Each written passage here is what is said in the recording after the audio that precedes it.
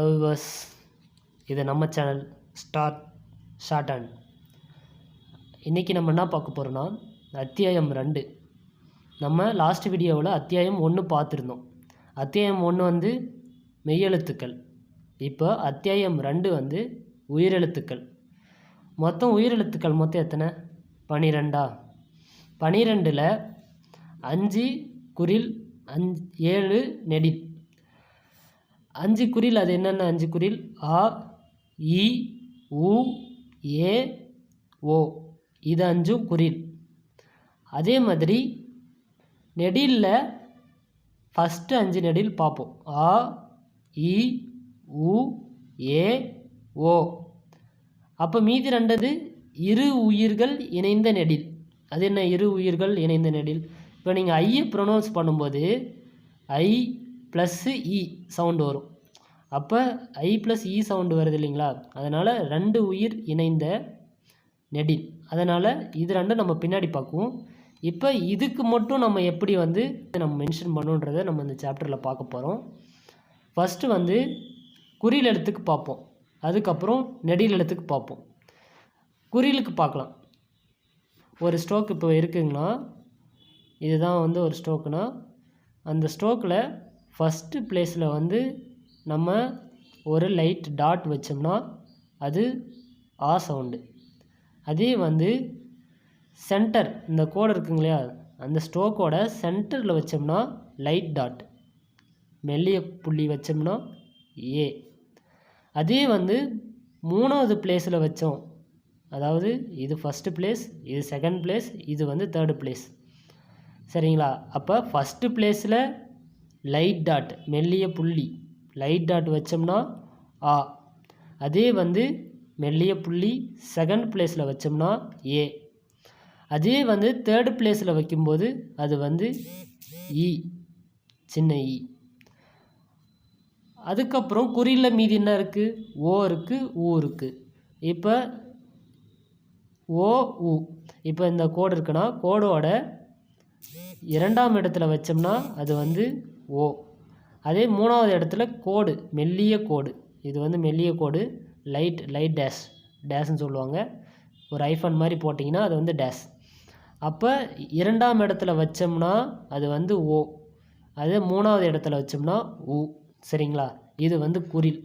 இப்போ அடுத்தது வந்து நம்ம நெடில் பார்ப்போம். அதே மாதிரி தான் நெடில் வந்து ஃபஸ்ட்டு பிளேஸில் வந்து அழுத்தி புள்ளி வச்சோம்னா அது வந்து ஆ, பெரிய ஆ. 2ஆம் இடத்துல அழுத்தி புள்ளி வச்சோம்னா அது பெரிய ஏ. 3ஆம் இடத்துல அழுத்தி புள்ளி வச்சோம்னா அது பெரிய இ. இப்போ ஓ எப்படி பார்த்தோமோ அதே மாதிரி தான் குறில் ஓவுக்கு வந்து லைட் டேஷும், அதே வந்து நெடில் ஓவுக்கு வந்து அழுத்தி நம்ம டேஷ் வைக்கணும். அப்போ அழுத்தி கோடு போடணும். அப்போ இதுதான் வந்து ஒரு ஸ்ட்ரோக்குனா, அந்த ஸ்ட்ரோக்கோட 2ஆம் இடத்துல அழுத்தி போட்டோம்னா நெடில் ஓ, 3ஆம் இடத்துல அழுத்தி கோடு போட்டோம்னா நெடில் ஊ. சரிங்களா? ஃபஸ்ட்டு வந்து ஸ்ட்ரோக்குக்கு 3 பிளேஸ் இருக்குதுன்னு சொன்னீங்க இல்லையா? அந்த 3 பிளேஸ் வந்து எப்படி கவுண்ட் பண்ணுறது அப்படின்னா, ஃபஸ்ட்டு ஒரு ஸ்ட்ரோக் இப்படி இருக்குன்னா அந்த ஸ்ட்ரோக்கோட ஸ்டார்டிங், நம்ம இப்போ ஸ்டார்டிங் இப்படி போடுறோம் இல்லைங்களா? இப்போ மேலேருந்து இது கீழே வந்திருக்கு. மேலேருந்து கீழே வந்தால் ஃபஸ்ட்டு எங்கே ஸ்டார்ட் ஆகுதோ அங்கே தான் ஸ்டார்டிங். அப்போ இது முன்னாடி, இது பின்னாடி. இப்போ ஸ்ட்ரோக் வந்து இப்படி இருக்குன்னா இது முன்னாடி, இது பின்னாடி. இது இந்த ஸ்ட்ரோக்குக்கு. இதே வந்து இந்த ஸ்ட்ரோக் இருக்குன்னா இது முன்னாடி, இது பின்னாடி. அது சொல்லி முன் பின் தெரிஞ்சுக்கணும். அதுக்கப்புறம் கர்வ்டு ஸ்ட்ரோக்கு, வளைந்த கோடுகள் இருக்குதுன்னா இது முன்னாடி, இது பின்னாடி. அதே சேம் கான்செப்ட். இது ஃபஸ்ட்டு நம்ம எங்கே ஆரம்பிக்கிறோமோ அது அந்த இடத்துலேருந்து கவுண்ட் ஸ்டார்ட் ஆகும். 1 2 3 முன் பின். சரிங்களா? அதே மாதிரி இப்போ இந்த இதுக்கு வந்து மேலே அது வந்து பின். சரிங்களா? அப்போ 1 2 3. அதே மாதிரி வந்து வளம் வந்து நம்ம கவுண்டர் பண்ணணும். அப்போ 1 2 3. சரிங்களா? அப்போ இது வந்து முன், இது வந்து பின். சரிங்களா? அது ஏன் முன் பின் தெரிஞ்சுக்கணுன்னா, நம்ம வார்த்தையில் எழுதும்போது நம்ம இப்போ உயிரெழுத்தை வந்து மென்ஷன் பண்ணுறதுக்கு அதெல்லாம் வந்து தெரிஞ்சால் தான் வந்து நம்ம கரெக்டாக வந்து மென்ஷன் பண்ண முடியும். இப்போ எக்ஸாம்பிள் உங்களுக்கு சொல்லணுன்னா, இங்கே வந்து கொடுத்துருக்குறாங்க பாருங்கள், கவி. கவின்ற வார்த்தைக்கு வந்து நம்ம இப்போ எப்படி உயிரெழுத்து வந்து மென்ஷன் பண்ணுறோன்னா, இக்கு ப்ளஸ்ஸு ஆ ப்ளஸ்ஸு இவ்வு ப்ளஸ்ஸு இ. சரிங்களா? இப்படின்ற அந்த வார்த்தையை தான் கவின்றது நம்ம இருக்குது. அப்போ இக்கு ப்ளஸ் ஆனால் அப்போ நம்ம இக்குக்கான ஸ்ட்ரோக்கு கா. சரிங்களா? அதுக்கப்புறம் இக்குக்கான மெய்யெழுத்து ஃபஸ்ட்டு சாப்டரில் பார்த்துருப்போம். அதுக்கப்புறம் இவ்வுக்கானது வா போட்டிருப்போமா. அடுத்தது இப்போ இதில் இடையில உயிரெழுத்து வருது இல்லைங்களா, ஆ இ. அப்போ உயிரெழுத்து குறிலுக்கு நம்ம என்ன பண்ணோம், ஃபஸ்ட்டு ப்ளேஸில் காவுக்கு அப்புறம் இக்குக்கு அப்புறம் தானே வருது. இப்போ முன்னாடி வரல இல்லைங்களா. அப்போ பின்னாடி வரதால் காவுக்கு அப்புறமா பின்னாடி வரதால் ஃபஸ்ட்டு ப்ளேஸு, அதாவது உயிர் அதில் மெல்லிய புள்ளி. அப்போ கா சின்னதாக லைட்டாக வைக்கணும், அழுத்தி வச்சிடாதீங்க. அதுக்கப்புறம் இவ் இ. அதே மாதிரி இது முன், இது வந்து பின். அப்போ இவ்வுக்கு பின்னாடி தான் வருது. அப்போ பின்னாடி மெல்லிய புள்ளி 3வது இடம். நம்ம ஈன்றது என்ன பார்த்தோம், 3வது இடம் தானே பார்த்தோம், அதுதான் இங்கே. அப்போ இ. அப்போ கவி வந்து நம்ம இப்படி தான் எழுதணும், கா வி, கா வி. சரிங்களா? இப்போ அதே வந்து கவின்றது காவின்னு ஆயிருக்கு. அப்போ காவின்றப்ப இந்த இடத்துல நெடில் ஆன்றப்ப அதே பிளேஸு, ஆனால் வந்து அழுத்தம் மட்டும் நம்ம அதிகமாக்கணும். அப்போ கவின்றது வந்து இங்கே அழுத்தி புள்ளி வச்சோம்னா காவி. வைக்கிற புள்ளி வந்து நம்ம ஒரே டைம் தான் வைக்கணும், போட்டு அதை நம்ம இது பண்ணக்கூடாது. ரொம்ப கவி அப்படின்னு இருக்குன்னா கா வி. சரிங்களா? அதே வந்து காவின்னு இருக்குன்னா கா வி. சரிங்களா? இப்போ ஒரு டைம் தான் வைக்கணும், போட்டு அதை வந்து நம்ம போட்டு இப்படிலாம் வச்சுட்டுக்கூடாது. திருப்பி வந்து ஒரு டைம் சும்மா கவி வைக்கும் போதே அழுத்தி வச்சுட்டு இதை வந்து லைட்டாக வச்சிடணும். அதை டிஃப்ரென்ஸ் பண்ணிக்கணும் நம்ம. அந்த லைட்டு டிஃப்ரென்ஸு இது வந்து நம்ம கரெக்டாக பண்ணோம்னா தான் நம்ம வந்து இந்த மாதிரி கவி காவின்ற வார்த்தைங்களாம் வரப்போ கரெக்டாக எடுக்க முடியும். இல்லைனா வந்து லைட் டிஃப்ரென்ஸ் வந்து நம்ம கரெக்டாக பண்ணலை, லைட்டு டார்க் டிஃப்ரென்ஸ் ஒழுங்காக பண்ணணும்னா நம்மளால் ஸ்ட்ரோக் வந்து கரெக்டாக எடுக்க முடியாது. அதனால் லைட்டு டார்க்கு நம்ம இப்போ இந்த அழுத்தமாக வைக்கிறது கரெக்டாக வைக்கிறது வந்து நம்ம கரெக்டாக இப்போ இருந்தே பழகிக்கணும். நம்ம கரெக்டாக வச்சோம்னா தான் பின்னாடி வரப்போ கரெக்டாக வந்து நம்ம ஸ்ட்ரோக் வந்து ஐடென்டிஃபை பண்ணி எடுக்க முடியும். சரிங்களா? இப்போ அடுத்த எக்ஸாம்பிள் கொடுத்துருக்குறாங்க பாருங்கள். நம்ம டேஸுக்கு வந்து பார்க்கலாம், கோடு. அந்த கோடுக்கு வந்து இப்போ கோடு அப்படின்னா கோடு. சரிங்களா? அப்போ கோடு, கோன்றப்ப இக்கு ப்ளஸ்ஸு ஓ, பெரிய ஓ, நெடில் ஓ ப்ளஸ்ஸு இட்டு ப்ளஸ்ஸு ஊ. சரிங்களா? அப்போ இக்குக்கு கா ஸ்ட்ரோக்குங்களா. அடுத்தது ஓன்றப்ப நெடில் ஓங்களா. நெடில் ஓ எந்த இடத்துல பார்த்தோம் நம்ம, இங்கே பாருங்கள் 2வது இடத்துல பார்த்துருக்குறோமா. 2வது இடத்துல அழுத்தி, நெடில் ஓவுக்கு வந்து அழுத்தி கோடு. அப்போ கோ எட்டுக்கு வந்து நம்ம ஃபஸ்ட் சாப்டரில் பார்த்தோம் இல்லைங்களா, டா. அந்த டா போட்டு அடுத்தது ஊக்கு வந்து என்ன பார்த்தோம், குறில் ஓவுக்கு 3வது இடத்துல மெல்லிய கோடு. அப்போ 3வது இடத்துல பின்னாடி தானே இப்போ எட்டுக்கு அப்புறம் வருது. அப்போ கோடு. சரிங்களா? அப்போ 3வது இடத்துல லைட்டாக. அதே வந்து கொடுன்னு வருது. கொடுன்றப்ப அது என்னது, இக்கு ப்ளஸ்ஸு குறில் ஓ ப்ளஸ்ஸு இட்டு ப்ளஸ்ஸு ஊ. சரிங்களா? அப்போ குறில் ஓ, அதே வந்து இக்கு அடுத்து இட்டு. சரிங்களா? அதுக்கப்புறம் குறில் ஓன்றப்ப அதே இடம்தான், ஆனால் அழுத்தி வராமல் லைட்டாக வைக்கணும். இது அழுத்தி.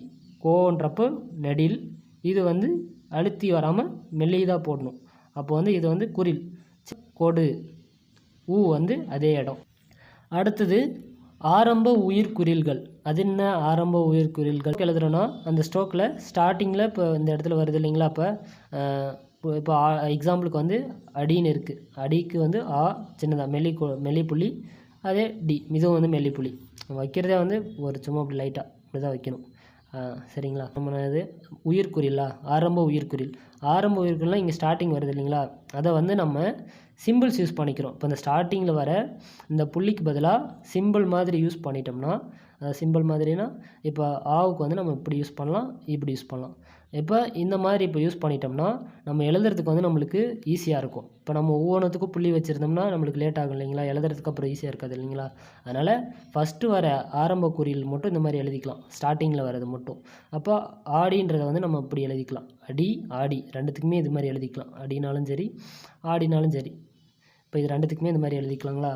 இப்போ ஆவுக்கு மட்டும் தான் அப்படி இருக்கா, அப்போ மீதிக்கெல்லாம் இல்லையா அப்படின்னா இருக்குது. அப்போ ஆவுக்கு வந்து நம்ம எப்படின்னா இதை இருக்குது பாருங்களா, ஆவுக்கு வந்து இப்படி எழுதலாம், இன்னொன்று இப்படி எழுதலாம்.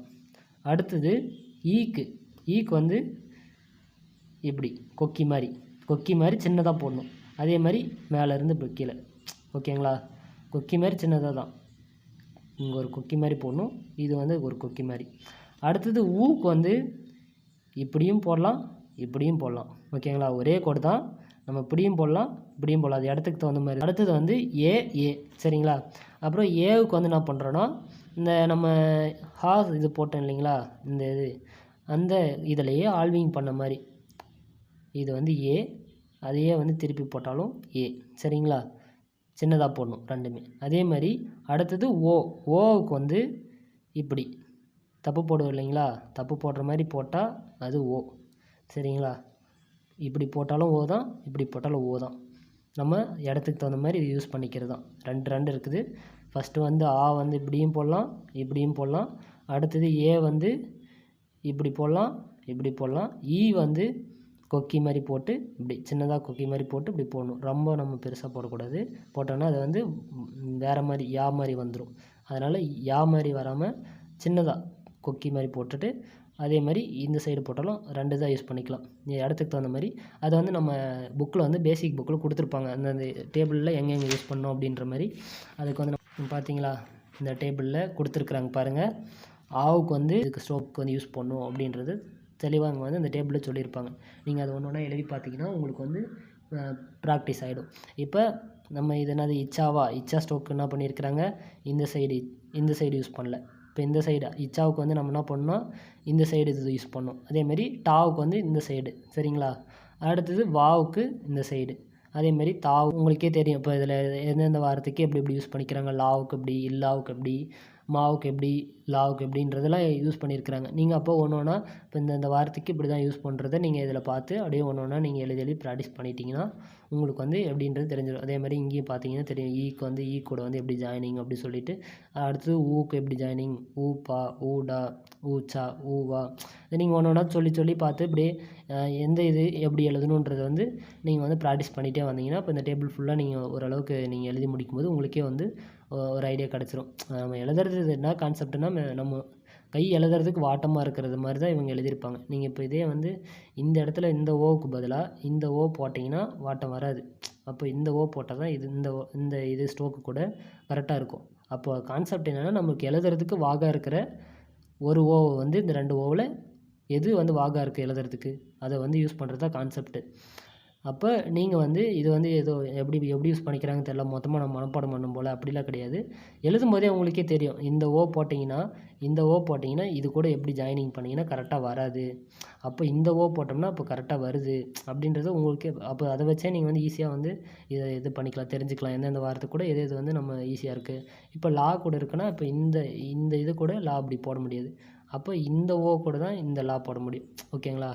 அப்போ இந்த மாதிரி அப்போ ஒன்று ஒன்றா வந்து நம்ம எழுதும்போதே கண்டுபிடிச்சிடலாம், எது வந்து எந்த ஓ வரும், இல்லை எந்த ஈ வரும். அதில் வந்து நம்ம எழுத பழக்கம் வந்துடும். அப்போ நீங்கள் இதில் இருக்கிற பயிற்சிகளை வந்து ஒன்று ஒன்றா நீங்கள் வந்து ஒரு இதாக ப்ராக்டிஸ் பண்ணிகிட்டே வந்தீங்கன்னா உங்களுக்கே ஒரு ஐடியா கிடச்சிரும். நம்ம அடுத்து வந்து என்ன பார்க்கணுன்னா, ஈற்று உயிர்க்குறியல்கள். நம்ம இப்போ என்ன பார்த்தோம், ஆரம்ப உயிர்க்குறியல்கள். இப்போ இதுவே வந்து ஈற்று உயிர்க்குறியல்கள். அது என்ன ஈற்று உயிர்க்குறியல்கள்? இப்போ வந்து எக்ஸாம்பிளுக்கு வந்து புக்கில் கொடுத்துருக்குறாங்க, ஹரியான்ற வார்த்தை வந்து கொடுத்துருக்குறாங்க. அப்போ ஹரியான்ற வார்த்தையில் ஹா ரி யா சரிங்களா. அப்போ ஹா ரி யா. அப்போ இந்த இடத்துல புள்ளி வைக்கிறோம், அது வந்து ஹரி.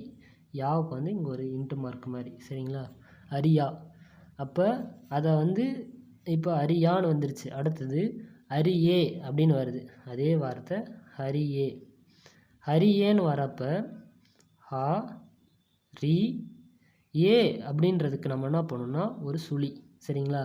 ஹரி ஏன்றதுக்கு ஒரு சுழி. அடுத்தது அதுவே வந்து ஹரியோ அப்படின்னு வருதுன்னா யோ சவுண்டு வருது, ஓ சவுண்டு. இது ஏ சவுண்டு, இது ஓ சவுண்டு. அப்போ ஹரி அதே ஸ்ட்ரோக்கு தான். ஓவுக்கு என்ன பண்ணால் அப்படியே இது ஜாயின் பண்ணி விட்டுருணும், ஹரி ஏ ஓ சரிங்களா. அப்போ ஜாயின் பண்ணி விட்டோம்னா ஹரியோ. அது உள்ள அப்படின்ற ஒரு வார்த்தை இருக்குன்னா உள்ள அப்படி இப்படி போடுறோம்னா. அடுத்தது உள்ளேக்கு வந்து உள்ளே.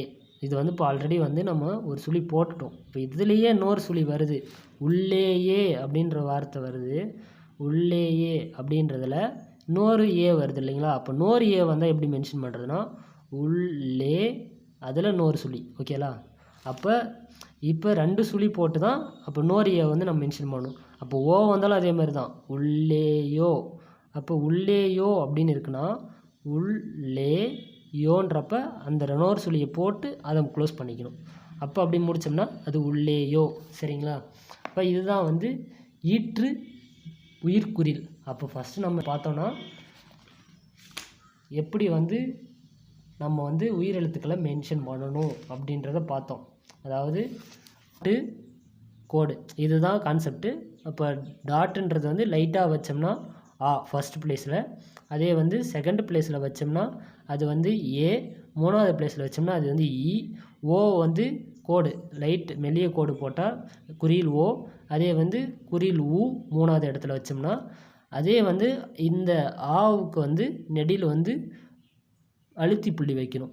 அப்போ அதோட நெடில் வந்து அழுத்தி புள்ளி வச்சு 2ஆம் இடம், 3ஆம் இடத்துல வந்து அழுத்தி புள்ளி வச்சோம்னா இ, நெடில் இ. அடுத்தது நெடில் ஓவுக்கு வந்து அழுத்தி வந்து கோடு, இப்போ நெடில் ஊவுக்கு வந்து அழுத்தி கோடு 3ஆம் இடம். சரிங்களா? ஊவுக்கு அடுத்தது place, first place, second place, third place பார்த்தோமா? அந்த பிளேஸுக்கு தகுந்த மாதிரி தான் நம்ம வந்து பின்னாடியே வந்து நம்ம சாப்டர் ஒன்று கொண்டு போவோம். இப்போ நம்ம படிக்கிறது இது ஃபுல்லாகவே வந்து சவுண்டு வச்சு தானே இயங்குது அப்படின்ற மாதிரி சொன்னோம். அப்போ மெயினாக வந்து இதுக்கு தேவையே வந்து இந்த உயிரெழுத்துக்கள் அந்த சவுண்டு தான். சவுண்டை வந்து இப்போ கவி காவின்றதை டிஃபர் பண்ணுறோம் இல்லையா? கவி காவி ரெண்டுத்துக்கும் ஒரே ஸ்ட்ரோக்கு தான். கவி காவி இப்போ ரெண்டுமே இது ஒரே ஸ்ட்ரோக்கு தான். நம்ம இப்போ எழுதும்போது இது உயிரெழுத்து இல்லைன்னா நம்மளால் இப்போ இது கவியா காவியானே சொல்ல முடியாது. அப்போ உயிரெழுத்து வந்து ரொம்ப முக்கியம். அப்போ நம்ம வந்து இதை மென்ஷன் பண்ணுறதுக்கு எப்படிலாம் பண்ணுறாங்க பாருங்கள். கவின்றதுக்கு வந்து லைட்டு புள்ளி, காவின்றதுக்கு வந்து அழுத்தமாக புள்ளி வைக்கணும். அப்போ அந்த விக்கு அப்புறம் ஒரு இ சவுண்டு வருது இல்லைங்களா? அதுக்கு இந்த புள்ளி. ஓகேங்களா? அது வந்து குறில்ன்றதால லைட்டு. அதே வந்து இ ரொம்ப அழுத்தமாக வந்துச்சு அப்படின்னா அதுக்கு வந்து அழுத்தி புள்ளி. சரிங்களா? அடுத்தது நம்ம என்ன பார்த்தோம்? உயிர்க்குறியல்கள் வந்து எப்படி ஸ்டார்டிங்கில் வந்து எப்படி மென்ஷன் பண்ணுறது. இப்போ ஆ பார்த்தோம், ஆவுக்கு வந்து 2 இது பார்த்தோம். ஆவுக்கு வந்து இப்படி, அடுத்தது ஈக்கு வந்து இப்படி பார்த்தோம், ஈக்கு வந்து இப்படி. கொக்கி சின்னதாக தான் போடணும், ரொம்ப பெருசாக போடக்கூடாது. அடுத்தது இது எப்படி போடணுன்னா சின்னதாக கொக்கி மாதிரி போட்டு யா போடுறோம்ல, யாவே வந்து ஆல்விங் பண்ணால் எப்படி, ஆல்விங்னா பாதியா யா வந்து இப்போ முழுசாக இப்போ யா வந்து இப்படி போடுறோன்னா அதில் சின்னதாக இப்படி போடுற மாதிரி பாதியை போடுற மாதிரி அதையே இப்படி திருப்பி போட்டோம்னா அது இ. அடுத்தது ஓவுக்கு வந்து இப்படியும் போடலாம், ஓ 2. அடுத்து ஏவுக்கு வந்து அந்த ஹா இருக்குது இல்லைங்களா? ஹாவில் வந்து ஆல்விங் பண்ண மாதிரி இது போட்டால் ஏ, இப்படி போட்டால் ஏ. சரிங்களா? 2 மாதிரி ஏ. அப்போ இது வந்து ஒன்று எப்படி சேர்த்து எழுதுறதுன்ற டேபிள் வந்து புக்கில் கொடுத்துருக்குறாங்க. நீங்கள் அதை பார்த்து ஒன்றா ப்ராக்டிஸ் பண்ணிங்கன்னா எப்படின்றது வந்து உங்களுக்கே வந்து ஒரு ஐடியா கிடச்சிரும். அப்புறம் பின்னாடி சாப்டரில் இதெல்லாம் வச்சு நம்ம எப்படி வந்து எழுதிட்டு போகலாம் அப்படின்றத பின்னாடி வந்து இன்னும் படிச்சுட்டே போகலாம். நம்ம ஒவ்வொரு சாப்டராக கம்ப்ளீட் பண்ண உங்களுக்கே வந்து எது வந்து எப்படி யூஸ் பண்ணணுன்றது ஒரு ஐடியா கிடச்சிரும். அதுக்கப்புறம் நம்ம அடுத்த சாப்டர் வந்து நம்ம பார்ப்போம். அடுத்த வீடியோவில் நம்ம அடுத்த சாப்டர் பார்ப்போம். இப்போதைக்கு இதுதான் வந்து உயிரெழுத்துக்கள் சாப்டர். நீங்கள் எடுத்து புக்கில் பார்த்தீங்கன்னாவே நம்ம சொன்னது தான் வந்து இதில் கொடுத்துருப்பாங்க. நீங்கள் ஒன்று லைன் பை லைனாக நீங்கள் படித்து பார்த்தீங்கன்னா தெரியும் உங்களுக்கே நம்ம என்ன சொல்லியிருக்கிறோம் அப்படின்னு. அடுத்த எக்ஸசைஸ் வந்து அடுத்த வீடியோவில் பார்ப்போம்.